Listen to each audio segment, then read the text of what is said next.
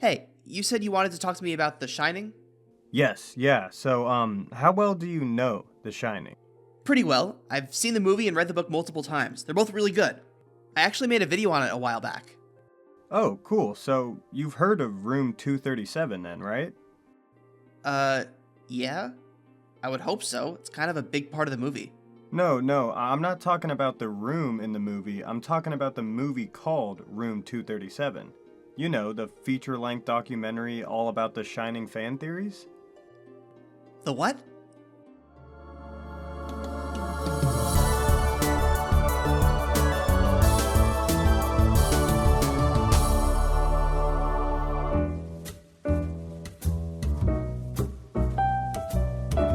So you're telling me there's a whole feature-length documentary about Shining fan theories? Yeah. How? Why? Well, Stanley Kubrick's films are synonymous with hidden messages and conspiracy theories at this point. When it comes to looking too deep into films, no other director's work has dealt with it more than Kubrick. Many artists create their work with the intention of the viewer having their own interpretation, even though they have their own meaning of what it's supposed to represent or be about. And movie directors are no different. They have a message that they want to convey to the audience and hope they understand, but they know that different people will attach to different parts of the film. But not many directors make movies like Kubrick, with the intention of hiding a deeper meaning through symbolism and clues for the viewers to decode. This has led to audiences using his legendary career as a vehicle for pushing some of the most outlandish conspiracies that are for many people undeniable facts. This happens with all of his movies, but The Shining easily gets the most attention. Okay, sure. I'm not at all surprised that there are really involved fan theories about The Shining. I've talked about this before, but the thing that makes it scary, for me, is the fact that it doesn't explain anything. There are enough concrete details for you to follow the story, but mixed in are all these moments that come completely out of left field. It blew my mind the first time I saw it. I mean, take the final shot. Randomly, right at the end, we're shown a scene of Jack in a photo taken at the hotel in 1921, way before he ever came to the hotel, and before he was even born. This shot is so iconic because it doesn't make sense. But there are still breadcrumbs that help you come to some kind of an answer. There are lots of little details around that bring up the idea of Jack having more ties to the hotel than it appears. Like the part where Grady tells him, "You've always been the caretaker." There are lots of ways you can interpret all this, both figurative and literal. You could say that this means Jack was possessed by the spirit of the hotel, the caretaker, and that's who was really in this photo.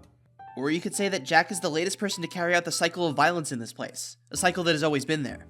I don't have a definitive explanation for this scene, but it's constructed in a way that'll allow people to theorize and debate about it until the end of time. The Shining is so shrouded in mystery and theories that a full-on, near 2-hour documentary was made about the possible hidden meanings of the movie, aptly named Room 237. Room 237. I can see why they picked that name. In the movie, that was the room that Dick Halloran told Danny to stay away from. Danny went in there and came out later with bruises on his neck. Then when Jack went in to find out what happened, he ran into the hot ghost lady in the bathtub, who turns into a rotting corpse old ghost lady. I have so many questions about that whole sequence. Who is this woman? What did she want with Jack and Danny? And we never actually see what happened to Danny when he went inside. Did the woman strangle him? Or did Jack do it, like Wendy thought? Or was it something else entirely? If there's any part in the story that works as a microcosm for how mysterious this movie is, it's this. Exactly. This movie has so much attached to it by audiences that making a full documentary about the hidden meanings was actually a pretty smart move. Room 237 released in 2012 and was met with great critical reception, mainly from conspiracy audiences, and even gained enough momentum to be talked about in publications like the New York Times. And this wasn't just some home video, long-form YouTube video essay. This was a heavily researched, near $6,000 budgeted documentary with interviews from multiple different researchers. Wow, I get that The Shining has a lot to theorize about, but that seems a little like overkill. Hey, why do you keep saying conspiracy? What kinds of theories are these exactly? Oh, don't worry. I'll get to that. In order to understand why the Shining film is such conspiracy theory fuel, we have to first understand the director that made it. Stanley Kubrick has a very complex and unique lore that is very easy for any internet community to sink their teeth into.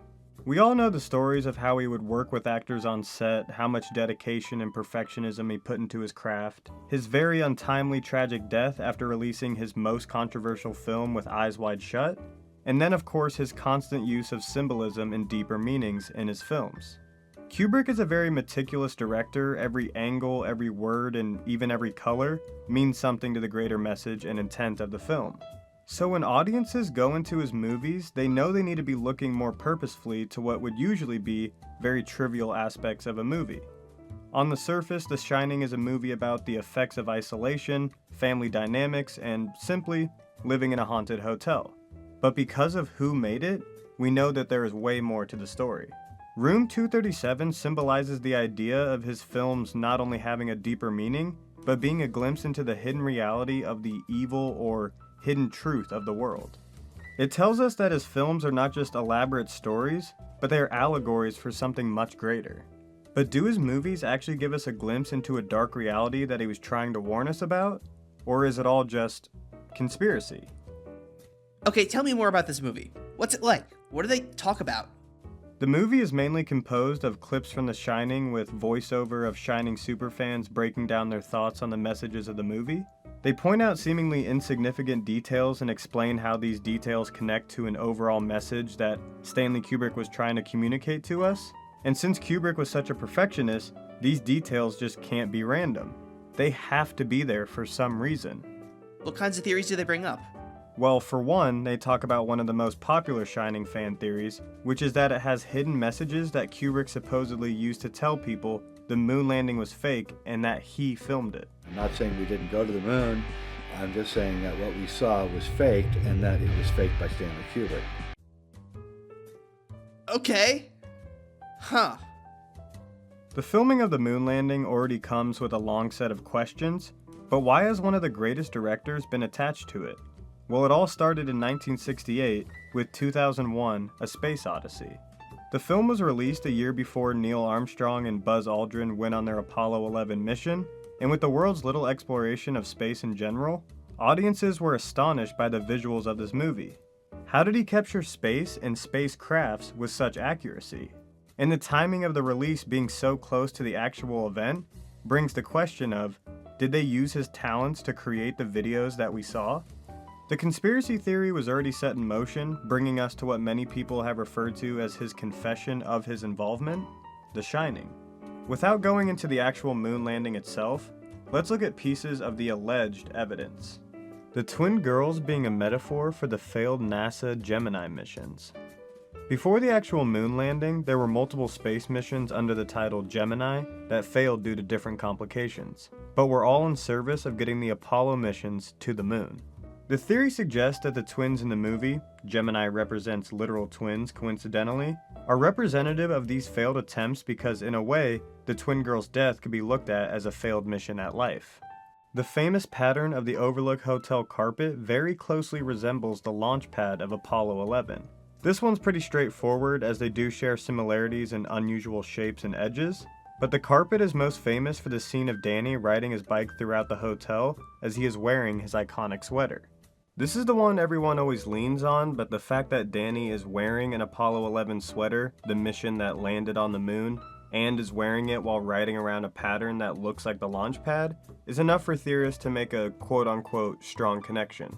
But while he rides around sporting his moon landing merch, he comes across Room 237. The number itself, 237, caught the attention of audiences for multiple reasons. In the book The Shining, written by Stephen King, the room is numbered 217, but when making the film, Kubrick changed it to 237. Conspiracy enthusiasts point to this as the biggest intentional clue that he left behind, as the moon and Earth are 237,000 miles apart from each other. Some suggest that this room represents the filming studio where Kubrick allegedly helped film the moon landing. The launch pad carpet leads up to it, Danny's sweater is the Apollo 11 spaceship, and when he goes in the room, it flies 237,000 miles upward to get to the moon. And that is the moon room. This is where everything happens, and none of it's real. And it all has to be lied about. And you can't let anyone know what's really going on in room 237. I'm gonna be honest, that's the stupidest thing I've ever heard. Oh, don't worry, I know. I honestly don't even believe any of this, and I feel crazier just talking about it, but hey, like I said, this is for some people undeniable facts. In my opinion, these nods to the NASA space missions, if anything, are just placed simply because of Kubrick's fascination with space, proven by his previous film, 2001: A Space Odyssey. Just like all conspiracies, it's fun to think about, but in order to really prove anything, you have to do a lot of reaching. Did Kubrick really want you to believe this theory, or because people already had the idea in their mind, did they take these coincidental clues for something much greater? Nope. Stanley Kubrick did not fake the moon landing. Definitely not. I'm not even gonna entertain that idea.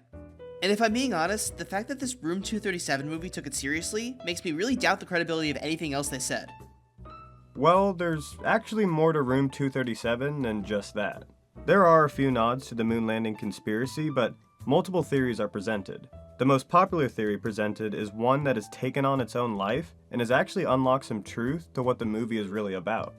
The main theory discussed in the documentary is that The Shining represents much darker historical events and themes, like the genocide of Native Americans. I know, very, very heavy stuff. Interesting idea. I know there's that line about the Native American burial ground, but other than that, I don't see the connection. Again, this isn't my theory, but I'm just gonna go over what the documentary presents. So first, towards the beginning of the movie, the owner of the hotel tells Jack that the site was built on a Native American burial ground, a very popular horror movie trope, which has led to some of the ghost stories that have circled around the hotel over the years. He even says that it's alleged that the builders of the hotel had to fight off a few attacks from different native tribes, bringing us our first piece of colonization symbolism. And next, if you look in the background of many different shots, the hotel is covered in different Native American artwork, patterns, and most notably some of the food items in the kitchen use Native American branding. It's even said that the architectural design of most of the bigger rooms in the hotel are Native inspired, but it goes even deeper. Rob Ager says in his analysis of the film, the themes of a suppressed history of violence and bloodshed in the US are one of Kubrick's central political themes in The Shining. The Overlook Hotel is a representation of what the settlers have built. A society that is a beautiful paradise on the surface, yet it has menial workers slaving away to maintain the affluence of the upper class, and it forever stands on the graves of the Native Americans.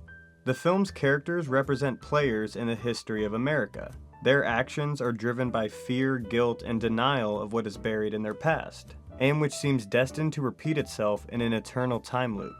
In a way, Jack and the ghost of Grady represent the continued violence brought upon by the foundation and creation of America. The blood that flows from the elevator is the blood of the lives sacrificed for Americans to have the land and life that they have created. The hotel, just like this country, requires violence in order to continue. The ghost and demons are metaphorical for the demons that haunt the minds of the colonizers. There's definitely something to it. But is the implication that the entire movie is just about colonialism? That's kind of reductive, don't you think? You know what, I think I need to watch this movie. I want to see what it says firsthand. Yeah, of course. Just hit me up when you're done. 2 hours later. Okay, I watched it. So, what'd you think? Let's just say I have thoughts. Let me start with this. The Shining is a good movie. A smart movie. A complex movie. There's a lot you can dissect and analyze to find meaning, and there's plenty of room for competing interpretations. That said, Room 237 is full of some of the dumbest, half-baked nonsense media analysis I've ever heard. Sure, the people in this movie make some decent points when they talk about broader ideas and themes. It's just that it also has a bunch of moments like these. A skiing poster and my eye is drawn to it, and I realize that's not a skier. That's a minotaur. Are you sure about that? The only capital letters on the key are R-O-O-M and then the N from the acronym N-O. And if there's only 2 words that you can come up with that have those letters in them, and that's moon and room. Are you sure about that? But if you go to the opening credits and you pan the frame, you go through the frames right after it says directed by Stanley Kubrick. Stop and you will see that the clouds have Stanley Kubrick airbrushed into them, his face. Are you sure about that?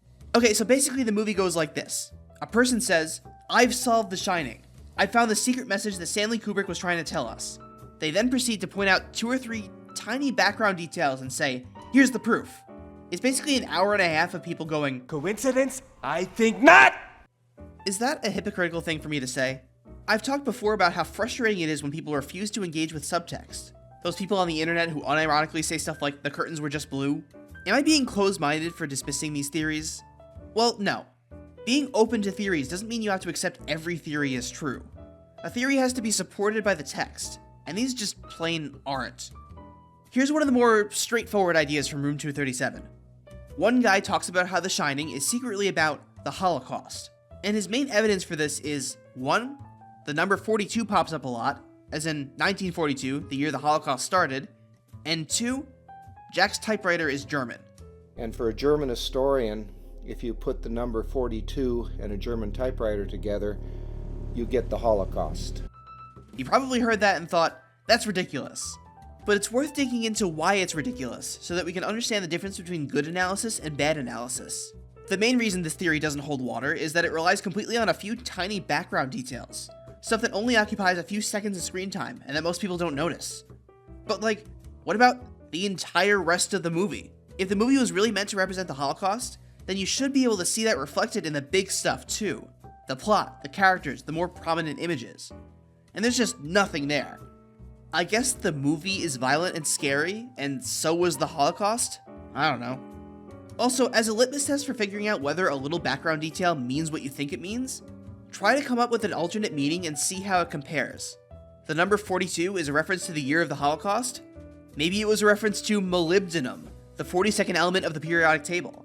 Maybe it was a Hitchhiker's Guide to the Galaxy reference. 42! Probably not, but each of these ideas has just as much supporting it as the Holocaust idea, which is 0.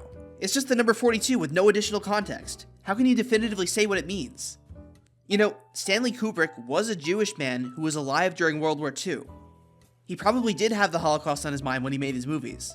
But that doesn't mean this is what The Shining was secretly about the whole time. Let's get away from this particular example and look at all the theories as a whole again. The big thing that's wrong with their way of thinking is that all their theories hinge on the idea that Kubrick is a genius and a perfectionist, that he had perfect control over every detail in The Shining. Therefore, no detail can be random. They all have to be something Kubrick put in there for a big important reason.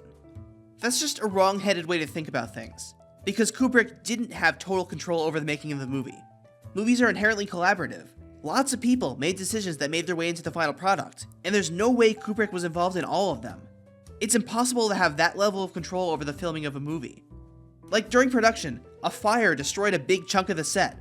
They probably weren't able to rebuild it exactly, and that's a much more likely reason for any tiny continuity errors than one guy's master plan. There's a part in Room 237 that points out the fact that the geography of the hotel is inconsistent, that it's impossible for certain rooms to be in places where the movie shows them. You know what other room is impossible? The Seinfeld apartment. That's just kinda how sets work sometimes. Okay, I think that's enough ragging on the people who made this thing. Let's answer the question in the title of the video. What's the point of theories like these? Why does a movie like The Shining drive people to outlandish ideas like this? Why was Room 237 made in the first place? After I finished watching, a question bubbled up in my mind. I've been assuming that this documentary is played straight. It endorses these theories as if they are all true. But what if it wasn't? Each presenter in the movie has a different theory about The Shining. It's clear that the presenters didn't talk to each other, and they recorded their parts separately. And their theories don't really work well with each other. They can't all be true. And yet the documentary presents all of them with the same weight, as if they're all equally valid. That makes me think that maybe this movie doesn't exist to tell us the capital T truth about The Shining. Maybe it's just supposed to present all these different ideas, as if to say, look at all the different ways people interpreted The Shining. Isn't it cool? Generally, I think the ideas presented in Room 237 are pretty stupid. But there is some good analysis buried in there. When they're not obsessing over pointless little details, the presenters make some good points about themes of the movie.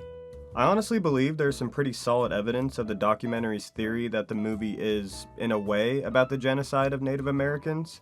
However, I think those hidden clues sprinkled throughout the film are using it as allegorical evidence for a much more general theme that he's trying to convey with this film: the cyclical nature of abuse and trauma. The Shining is about the past, and it is about sexuality, and it is about humanity's history of violence. The mistake these people made was thinking that there was one super special secret meaning that served as the true interpretation. Room 237, intentionally or otherwise, reveals why The Shining is so good. It leaves its messages up to interpretation so that we can all decide what it means for ourselves. With so many movies having multiple installments, reboots, and cinematic universes, a lack of answers isn't something audiences today really have to worry about. Instead of you continuing the story with your own ideas, Hollywood is pushing for directors to just do it themselves. Individual cinematic masterpieces like The Shining, 2001: A Space Odyssey, and Full Metal Jacket are not meant to be changed or added onto. Rather, they serve as a timeless piece of art with many meanings that will resonate with people from all walks of life and time periods. But that's just not enough for people. Audiences try and find more about a movie that may or may not be there because they want to extend the story. Instead of moving on to a new story, they want more from the movies that they already know and love. They can never watch a movie that they've seen for the first time again, so creating elaborate theories on what the movie really means and all the possible hidden messages gives them new versions of that movie, almost like they're watching a new film. So what's really the point in creating elaborate meanings? What's the point in thinking movie directors have some secret evidence of the corrupt world that they want to hide in their films for us to find? The fact is, it's hard to accept the fact that there are no easy answers. It makes people feel good to think they solved a puzzle, even if there isn't one. You can try to find meaning in The Shining all you want, but any answer you find is just one possibility, not the definitive explanation. The Shining is so compelling because it doesn't give you answers. We're better off accepting that we'll never know what The Shining really means.